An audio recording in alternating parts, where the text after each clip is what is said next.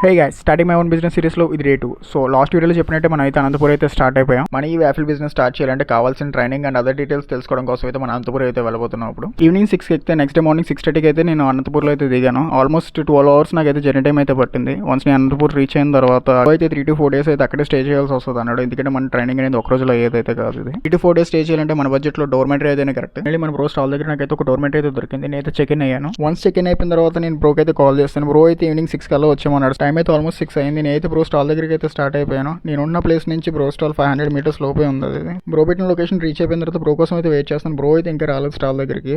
Finally Hari bro అయితే వచ్చి అన్ని సర్దుకుంటున్నాడు. వన్స్ హరి బ్రో డైరెక్ట్గా మీట్ అయ్యి మాట్లాడిన తర్వాత మన ఈ వ్యాఫిల్ బిజినెస్ మీద అయితే నాకు కొంచెం క్లారిటీ అయితే వచ్చింది. మన హరి బ్రో వ్యాఫిల్ స్టార్ పేరు వచ్చేసరికి అయితే వ్యాఫిల్ హౌస్.